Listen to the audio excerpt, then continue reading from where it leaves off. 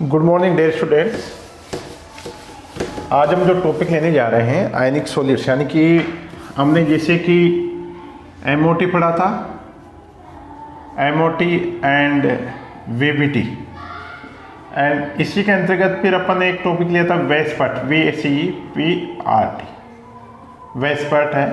और एमओटी के अंतर्गत अपन ने एमओ डायग्राम बनाया था। ठीक है, वैलेंस बॉन्ड थ्योरी में अपन ने जो डिस्कस किया था जनरली केमिकल बॉन्डिंग,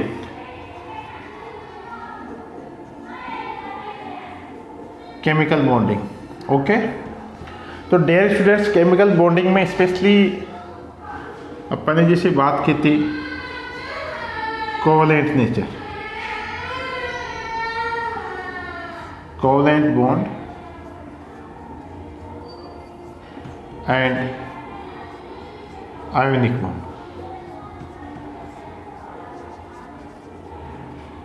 ओके, तो आज डियर स्टूडेंट जो अपन लेने जा रहे हैं आयनिक बॉन्ड, यानी कि आयनिक बॉन्ड जिस प्रकार के क्रिस्टल में आयनिक बॉन्ड पाया जाता है ना, उसको यहाँ पे अलग से अपन ने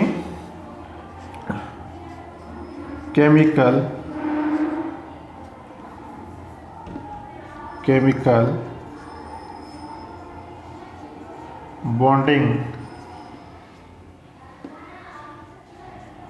बॉन्डिंग सेकेंड। ओके, यानी कि मेन जो अपना टॉपिक है वो है केमिकल बॉन्डिंग सेकेंड। और केमिकल बॉन्डिंग में हम स्पेशली जो ले रहे हैं वह है आयनिक सॉलिड। ओके, आयनिक सॉलिड्स। तो let's come,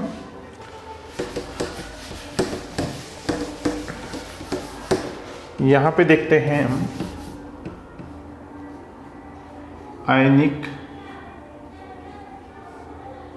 ionic solids.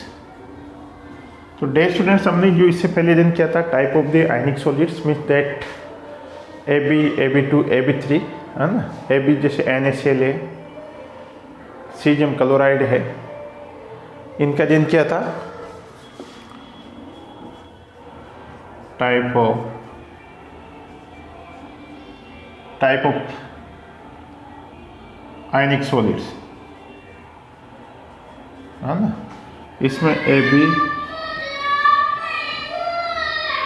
AB2, AB3, okay, इनका दिन किया था। सेकंड पे अगर अपन चले तो that is the very important, on behalf of the radius ratio we have identified that which type of crystallography or geometry have these compounds like this, radius ratio, okay। or on behalf of the radius ratio we have find out that suppose that radius ratio जैसे 0.15 अगर अपन आगे चलते हैं, ठीक है, तो किस प्रकार का शेप या स्ट्रक्चर उस आयनिक सॉलिड में होगा। ठीक है, ये यहाँ पे अपन को देखा था। और इस बिहाफ पे आयनिक सॉलिड के आधार पर अपन क्या पता कर सकते हैं, यानी कि रेडियस रेशो के आधार पर अपन पता कर सकते हैं कि गिवन कंपाउंड, यानी कि जो सॉलिड है वह टेट्राहेड्रल होगा, ऑक्टाहेड्रल होगा, या उसमें जो कोऑर्डिनेशन नंबर है वो वेरी इंपॉर्टेंट है। यानी कि जो रेडियस रेशो होता है, इसके आधार पर अपन क्या कर सकते हैं, कोऑर्डिनेशन नंबर को फाइंड आउट कर सकते हैं। कहने का मतलब जैसे NaCl है, ठीक है, तो इसमें कोऑर्डिनेशन नंबर 6 में पाया जाता है। ठीक है, तो यानी कि on behalf of the radius ratio we have find out that which number, यानी कि उसमें कौन से उसमें जो अलग अलग जैसे सोडियम है या क्लोराइड है, तो इनका कोऑर्डिनेशन नंबर क्या होगा। यानी कि रेडियस रेशो के आधार पे हम क्या कर सकते हैं, कोऑर्डिनेशन नंबर को फाइंड आउट कर सकते हैं, है ना। ये वेरी एक इम्पोर्टेंट है, ठीक है। अब ये तो हो गई बात। इसके अलावा और क्या क्या, इसके अलावा हमने ये देखा कि भाई जो सॉलिड्स होते हैं, है ना, सॉलिड्स में जैसा कि जो स्ट्रक्चर होती है, जैसे कि BCC है, हेक्सागोनल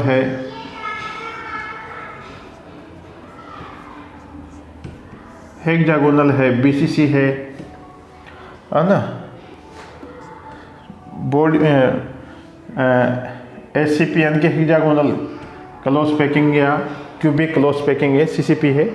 तो इनका भी अपन क्या कर सकते हैं, आइडेंटिफाई कर सकते हैं, ठीक है। और स्ट्रक्चर जो होती है, कोई भी आयनिक सॉलिड होता है उसमें किस प्रकार की स्ट्रक्चर होगी, ठीक है। और फिर एक और इम्पोर्टेंट बात होती है पैकिंग एफिशिएंसी, है ना,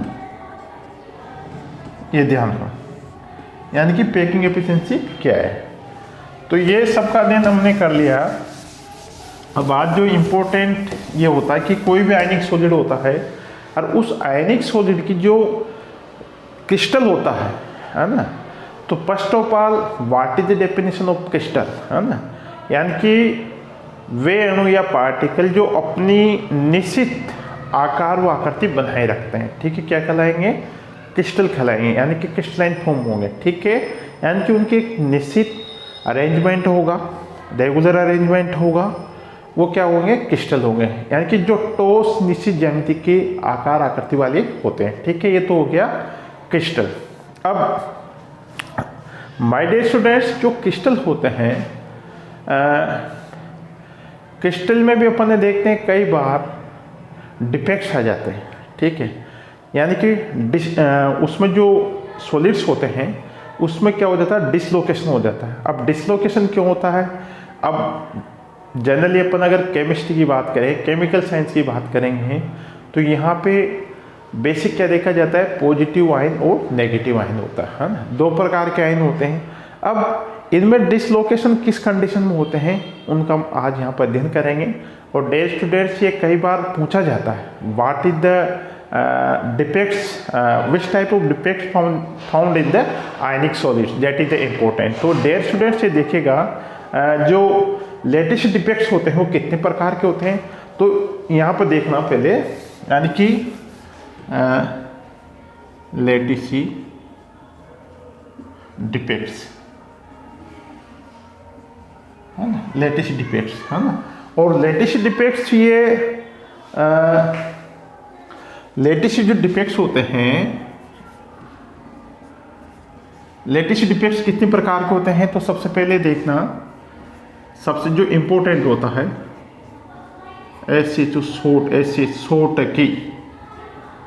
शॉर्ट की डिफेक्ट, शॉर्ट की डिफेक्ट्स। सेकेंड होता है, ये तो हो गया शॉर्ट की डिफेक्ट्स हो गया। सेकेंड है फ्रैंकल, FRENK, फ्रैंकल्स डिफेक्ट्स, ओके, यानी कि ये क्या है, फ्रैंकल डिफेक्ट्स, फ्रैंकल डिफेक्ट्स हो गया। एंड थर्ड है नॉन स्टाइकोमेट्रिक,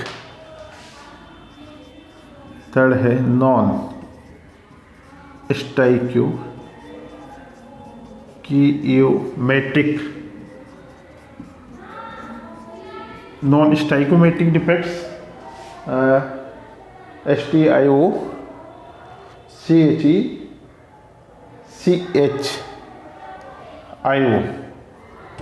स्टाइकोमेट्रिक डिफेक्ट्स हो गया। और फोर्थ है जो कि chemical impurities,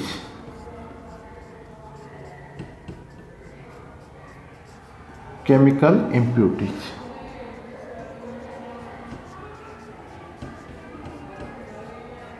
chemical impurities, okay.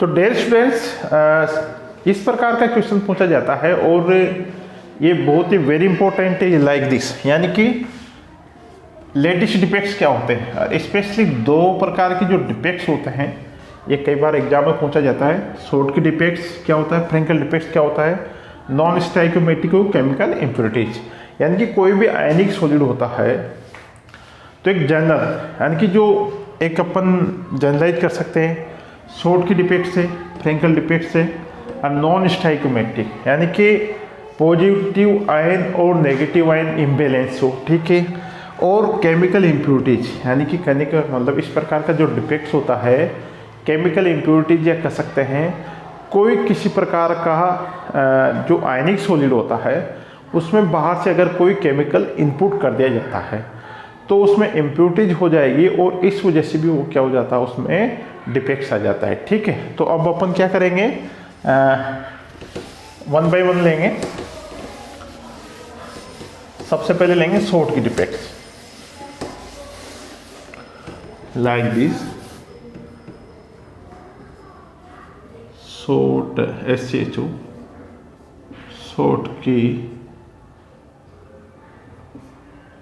Short की defects like this SCHO double T KY, ठीक है, शॉर्ट की डिफेक्ट्स ये हो गया, हाँ।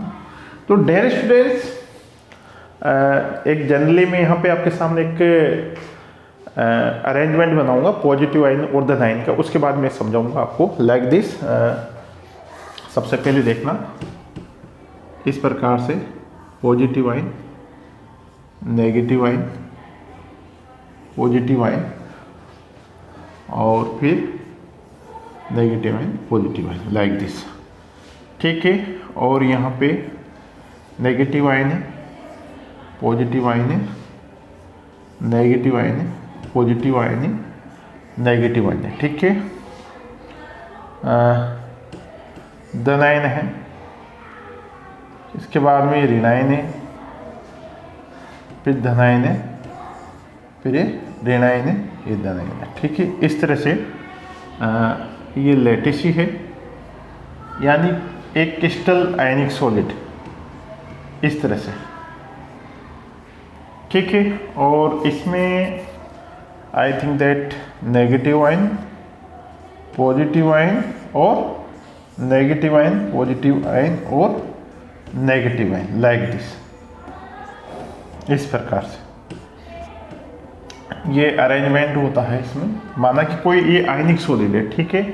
तो माय डियर स्टूडेंट्स आपको ध्यान रखना शॉर्ट के इफेक्ट्स यानी कि इस प्रकार के डिफेक्ट्स में क्या होता है, इस प्रकार के डिफेक्ट्स में अगर कोई भी क्रिस्टल है तो जैसा कि धन आयन है, ऋण आयन, धन आयन इस तरह से चल रहा है, फिर धन आयन, ठीक है। अब चूंकि यहाँ पे ये होल है, ठीक है, एक यहाँ पे मैंने कोई किस प्रकार का सिंबल इसमें ना तो नेगेटिव शो किया न पॉजिटिव शो किया, यहाँ पे एक होल है, इसी प्रकार एक यहाँ पे एक कर दिया, ठीक है। यानी कि नेगेटिव का आयन पॉजिटिव है, फिर नेगेटिव धन आयन पॉजिटिव। लेकिन डियर स्टूडेंट्स कई बार ऐसी विषम परिस्थिति होती है कि जो आयनिक सॉलिड होता है उसमें क्या होता है, नेगेटिव भी एब्सेंस होता है, यानी कि उसमें नेगेटिव एब्सेंट होगा और धन आयन भी एब्सेंट होगा। कहने का मतलब ये कह सकते हैं इस प्रकार के इफेक्ट्स में या डिफेक्ट्स होता है इसमें नेगेटिव आयन और धन आयन दोनों ही क्या होते हैं, एब्सेंस होते हैं, अनुपस्थित होते हैं। और इस प्रकार का जो डिफेक्ट्स कहलाता है वो क्या कहलाएगा, शॉर्ट की डिफेक्ट्स कहलाएगा, ओके। इसी तरह से ये तो हो गया शॉर्ट की डिफेक्ट्स, ठीक है। दूसरा, इसमें जितनी मात्रा में धन आयन बाहर निकलते हैं उतने ऋण आयन बाहर चले जाते हैं, ठीक है। तो ये क्या हो गए, शॉर्ट की डिफेक्ट्स कहलाता है, ठीक है। अब अपन लेते हैं फ्रेंकल डिफेक्ट्स। फ्रेंकल डिफेक्ट्स ले लीजिएगा सेकंड में, सेकंड है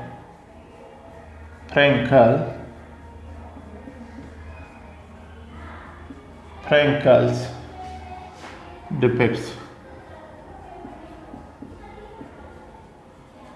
ठीक है। अब हम जनरली जानते हैं कि फ्रेंकल डिफेक्ट्स में क्या होता है, जनरली अपन को पता होता है कि भाई नेगेटिव आयन क्या होते हैं, बड़ा होता है, उसका नेगेटिव आयन का साइज बड़ा होता है, ठीक है। क्यों साइज का बड़ा होता है, क्योंकि नंबर ऑफ इलेक्ट्रॉन्स क्या होंगे, ज़्यादा होंगे, ऐसे साइज भी बड़ा होगा। लेकिन धनायन क्या होता है, छोटा होता है, उसकी क्या हो जाती, साइज छोटी होती है। ठीक है, तो इस प्रकार यहां पे देखते हैं नेगेटिव आयन, फिर धनायन, फिर नेगेटिव आयन, फिर धनायन, और फिर नेगेटिव आयन। ओके, ये हो गया।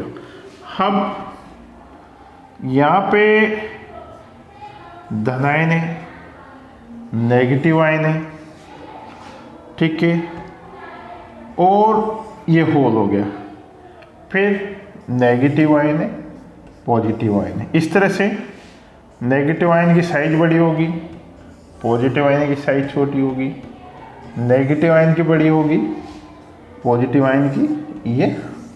ठीक है, तो डियर स्टूडेंट्स, यहाँ पे जो अरेंजमेंट है, यहाँ पे मैंने हमेशा ये देखा है नेगेटिव आयन बड़ा है और धन आयन क्या है, छोटा है। ठीक है, तो इस प्रकार की जो व्यवस्था होती है यहाँ पे ये, यानी कि फ्रेंगल डिपेक्ट्स। ओके, यानी कि फ्रेंगल डिपेक्ट्स में कोई भी आयनिक सॉलिड होता है तो नेगेटिव आयन धन आयन, नेगेटिव धन आयन। ठीक है, लेकिन अब मैं जानते कि धन आयन का साइज क्या होता है, नेगेटिव आयन की अपेक्षा छोटा होगा। तो ये जैसा कि यहाँ पे देखो आप, ये यहाँ से धन आयन निकल के यहाँ आ गए, यानी कि जो इनके अंतरकाश स्थान होते हैं, यानी कि चूंकि इससे निकल जाता है क्योंकि धन आयन की साइज छोटी है, तो ये यहाँ से निकल के कहाँ आ गए, यहाँ होगा, और ये यहाँ पे क्या बन गया, एक होल टाइप बन गया।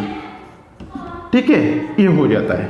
यानी कि फ्रेंगल डिपेक्ट्स में क्या होगा, जो क्रिस्टल आयन होता है या क्रिस्टल फॉर्म होता है, उसमें जो नेगेटिव आयन का तो साइज बड़ा होगा, धन आयन का साइज क्या होता है, धन आयन का साइज छोटा होता है। तो धन आयन क्या करेगा, किसी एक नियत स्थान से निकलकर यहाँ पे, जैसे किसी स्थान निकल के यहाँ पे फिट हो जाता है, अंतरकाश स्थान पे फिट हो जाता है, और इस प्रकार का जो डिपेक्ट्स होता है क्या कहलाएगा, फ्रेंगल डिपेक्ट्स कहलाता है। ठीक है, और इस प्रकार के जो एग्जाम्पल्स है, जिंक सल्फेट, AgCl और AgBr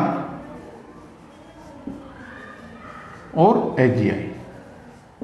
ठीक है, ये है कहने का। तो इस प्रकार का जो डिपेक्ट्स होता है ये फ्रेंगल डिपेक्ट्स कहलाता है। ठीक है, अब डियर स्टूडेंट्स, अपन जो थर्ड है, अपन ने जो पॉइंट लिया था वो है non stoichiometric. What is the non, एक तो होता है स्टाइकोमेट्रिक यानी कि बैलेंस कंडीशन, और एक होती है नॉन स्टाइकोमेट्रिक, ठीक है, इम्बैलेंस कंडीशन। ठीक है, तो देखते हैं अपन।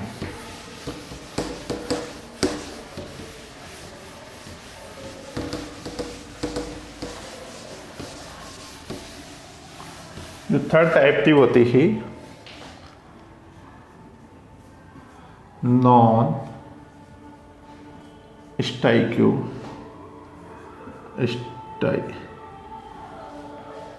नॉन स्टाइको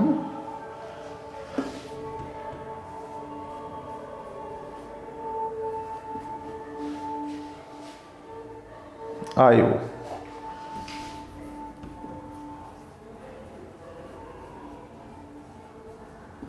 है ना, ये है नॉन स्टाइकोमेट्रिक, है ना। तो डियर स्टूडेंट्स, नॉन स्टाइकोमेट्रिक क्या होता है ना,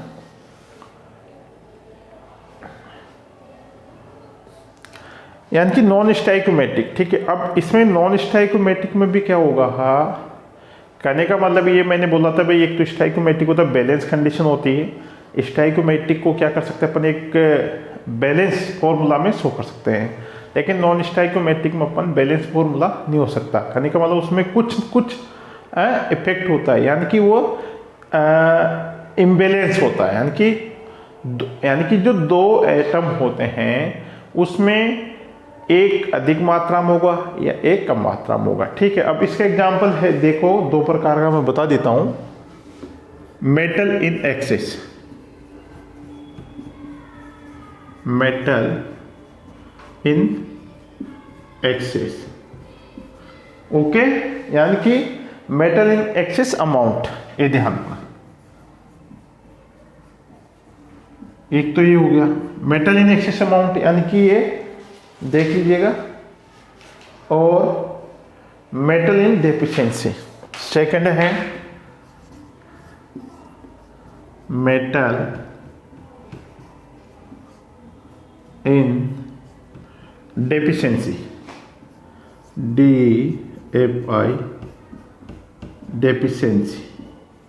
ओके, यानी कि नॉन स्टैग्मेटिक, यानी कि इस प्रकार के जो आयनिक सॉलिड होते हैं वो दो प्रकार के होते हैं। एक तो मेटल इन एक्सेस अमाउंट, यानी कि उस आयनिक क्रिस्टल में मेटल की मात्रा क्या है, ज़्यादा है, तो मेटल इन एक्सेस अमाउंट हो गया। Second, deficiency in metal amount, deficiency of the metal amounts, metal in deficiency, यानी कि कहने का मतलब दूसरे में क्या होगा, जो आयनिक सेकेंड टाइप का जो आयनिक सॉलिड है उसमें एटम की मात्रा, या कह सकते हैं हाँ मेटल की मात्रा क्या है, कम है कहने का मतलब, यानी कि मेटल इन डेफिशिएंसी कहने का मतलब, ठीक है। अब यहाँ पर देखते हैं मेटल इन एक्सिस, यानी कि मेटल इन एक्सिस में क्या होगा, किसी क्रिस्टल में धातु की अधिक मात्रा हो, दो प्रकार से हो सकती है। पहली तो है कि कोई ऋणायन अपने नियत स्थान से हट जाए और क्रिस्टल की विद्युत उदासीनता को बनाए रखने के लिए ऋणायन के आवेश के बराबर इलेक्ट्रॉन आ जाए, ठीक है, यानी कि मेटल इन एक्सेस अमाउंट, ठीक है, ये हो गया। यानी कि धातु की अधिक मात्रा हो, यानी कि दो प्रकार से हो सकती है, यानी कि एक तो ऋणायन क्या हो गया, उस आयनिक क्रिस्टल से बाहर निकल गया, ओके, लेकिन जब कोई भी ऋणायन एटम बाहर चला गया तो क्या होगा, उसको बैलेंस करने के लिए वहां पे इलेक्ट्रॉन आ जाए, तो उसका जो क्रिस्टल होगा, जो आयनिक सॉलिड होगा, वो बैलेंस में बना रहेगा। एक तो कंडीशन ये। सेकंड, अब इसमें बता रखा है इस प्रकार कुल धनायन आयन का अनुपात बढ़ जाएगा, ठीक है। कुल इस प्रकार सोडियम क्लोराइड NaCl को क्लोरीन के साथ गर्म करने से NaCl के क्रिस्टल में इस प्रकार का दोष आ जाता है और पीले रंग का NaCl प्राप्त होता है, ठीक है। यहाँ पे मैं देखता हूँ, समझने की कोशिश करना। Na like this,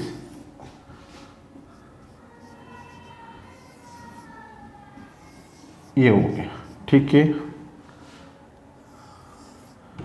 chloride like this,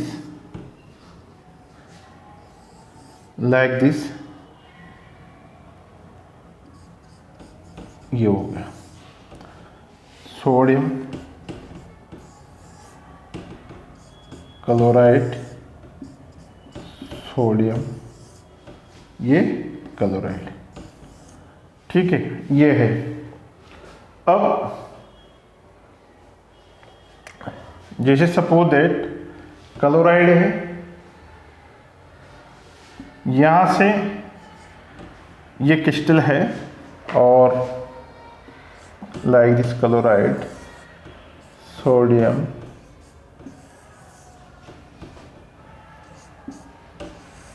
like this, इस तरह से होगा, ठीक है। तो metal in excess amount means that, यानी कि माय डियर सन, ये जो क्रिस्टल है इसमें जैसे कि सोडियम है, क्लोराइड है, सोडियम क्लोराइड, लेकिन इस क्रिस्टल में अगर कोई ऋणायन बाहर निकल जाता है, सपोज दैट यहाँ पे सोडियम क्लोराइड में, जो सोडियम क्लोराइड का जो क्रिस्टल फॉर्म में है या आयनिक सॉलिड है, उसमें से क्लोराइड आयन क्या हो गया, बाहर निकल गया, ठीक है। तो यहाँ पे क्या डेफिशिएंसी हो जाएगी, नेगेटिव आयन की डेफिशिएंसी हो जाएगी, ठीक है। नेगेटिव आयन की deficiency means that sodium ion की मात्रा बढ़ गई, तो मेटल इन एक्सेस अमाउंट हो गया। लेकिन उस आयन को या उस क्रिस्टल को बैलेंस करने के लिए जो क्लोराइड आयन निकल गया, उसकी जगह क्या होगा, एक इलेक्ट्रॉन आ गया कहने का मतलब, ठीक है। तो इस प्रकार का जो क्रिस्टल है, यहाँ पे जो NaCl है, NaCl में देखा जाता है अगर NaCl को अपन गर्म करेंगे तो क्लोराइड आयन बाहर निकल जाएगा और एक पीला क्रिस्टल प्राप्त होगा कहने का मतलब, ठीक है। तो इस प्रकार के क्लोरीन को गर्म करने से सोडियम क्लोराइड क्रिस्टल में इस प्रकार का दोष आ जाता है और पीले रंग का NaCl प्राप्त होता है, ठीक है। और ये क्या होगा, पोटेशियम क्लोराइड में भी देखने को मिलता है, ठीक है। अब यहां पे एक डियर स्टूडेंट्स है ना, एक EF सेंटर, यानी कि एफ केंद्र बोलते हैं। अब ये एफ केंद्र क्या होता है, यानी कि ये होल्स होते हैं, है ना। यानी कि कोई भी आयनिक सॉलिड है, अगर आपने उसमें जैसे सपोज देते हैं NaCl का अपन एग्जांपल ले रहे हैं, अब इसमें आपने सोडियम क्लोराइड को क्या किया, गर्म किया, क्लोराइड आयन बाहर निकल गया, ठीक है। और वहां पे क्लोराइड आयन बाहर निकलने के बाद में क्या, एक होल बन गया। उस होल को या उस रिक्ति को अपन क्या बोलते हैं, ये एपिसेंटर कहलाएगा, ठीक है। ये ध्यान रखना, यानी कि जो इस प्रकार का जो रिक्तियां होती, इनको क्या करते हैं, इलेक्ट्रॉन के द्वारा भरा जाता है, ये एपिसेंटर कहलाते हैं, ठीक है। ये ध्यान रखना। यानी कि हेप ये जर्मन शब्द है और इसका मतलब ये होता है फार्बे से लिया गया है, ठीक है। यानी कि जिसका अर्थ होता रंग, है ना। यानी कि एक केंद्रों के इलेक्ट्रॉन प्रकाश से ऊर्जा अवशोषित करके उच्चतर ऊर्जा स्तर वाली चालक पट्टियों में चले जाते हैं, जिससे क्रिस्टल का रंग हो जाता है। अभी आपको बताया कि suppose that NaCl sodium chloride के साथ व्हाइट कलर या सफेद दिखाई देता है, अपन जो घर में नमक खाते हैं, लेकिन अगर अपन उसको हीट करें तो येलो कलर में कन्वर्ट हो जाता है, क्योंकि बिकॉज जो क्लोराइड आयन बाहर निकल गया और एक होल का फॉर्मेशन हो जाता है, और उस होल में जो क्लोराइड आयन बाहर गया उसको बैलेंस करने के लिए क्या होगा, एक इलेक्ट्रॉन आ जाता है। तो यहाँ पे मेटल इन एक्सेस अमाउंट तो हो गया, ठीक है। अब इसमें रंग क्यों आया, रंग इसलिए है क्योंकि एक इलेक्ट्रॉन होता है जो लाउर स्टेट में होता है, तो लाउर स्टेट में जब उसको हीट किया जाता है तो एनर्जी गेन करता है, और लाउर स्टेट से वो कहाँ चला जाता है, हायर स्टेट में चला जाएगा। लेकिन जब वो हायर स्टेट से लाउर स्टेट में आता है तो एक प्रकाश के रूप में दिखाई देता है। इस प्रकार एक कलर जनरेट होता है, कहने का मतलब यहाँ पर, ठीक है। क्योंकि वो ग्राउंड स्टेट्स में जैसे अपन ने एनर्जी दी, उसको एब्जॉर्ब करेगा ऊर्जा, तो हायर स्टेट में चला जाएगा। लेकिन जब टॉप टू बॉटम आता है तो उसी प्रकाश ऊर्जा को क्या करता है, रिलीज करता है, जिसको अपन कलर के रूप में देखते हैं। और इनको इस कारण से क्या बोला जाता है, एपिसेंटर बोला जाता है, ठीक है। तो इस प्रकार का ये हो गया, है ना। इसी प्रकार की जो संभावना है किसी क्रिस्टल में धातु के अधिक होने की एक और संभावना होती है, यह कि कोई अतिरिक्त धनायन अंतरकाशीय स्थान में घुस है और उसका आवेश संतुलित करने के लिए आवश्यक इलेक्ट्रॉन उस क्रिस्टल के अंतरकाशीय स्थान में प्रवेश कर ले। इस प्रकार के क्रिस्टल में कोई छिद्र नहीं होता। इस प्रकार का क्रिस्टल दोष प्रथम स्थिति की तुलना में अधिक सामान्य रूप से पाया जाता है, ठीक है। एक तो हमने ये बताई कि भाई यहाँ से क्लोराइड आयन बाहर चला गया और यहाँ पे इलेक्ट्रॉन आ गया, कहने का मतलब, ठीक है। तो एक तो ये कंडीशन है। दूसरी कंडीशन क्या होती है, जो आयनिक सॉलिड होता है या जो क्रिस्टल फॉर्म में जो आयनिक सॉलिड होगा उसमें कुछ धनायन जैसे उसके जो इन बिटवीन स्थान होते हैं, होल होते हैं, उसमें चले जाते हैं, लेकिन वहाँ पे होल नहीं बन के क्या होगा, उसके अनुरूप इलेक्ट्रॉन मुक्त हो जाते हैं, ठीक है। तो एक तो कंडीशन ये हो जाती है, ठीक है। Thank you very much. Next topic पे अपन इसमें मेटल इन डेफिशिएंसी फॉर्म का भी अध्ययन करेंगे। Thank you.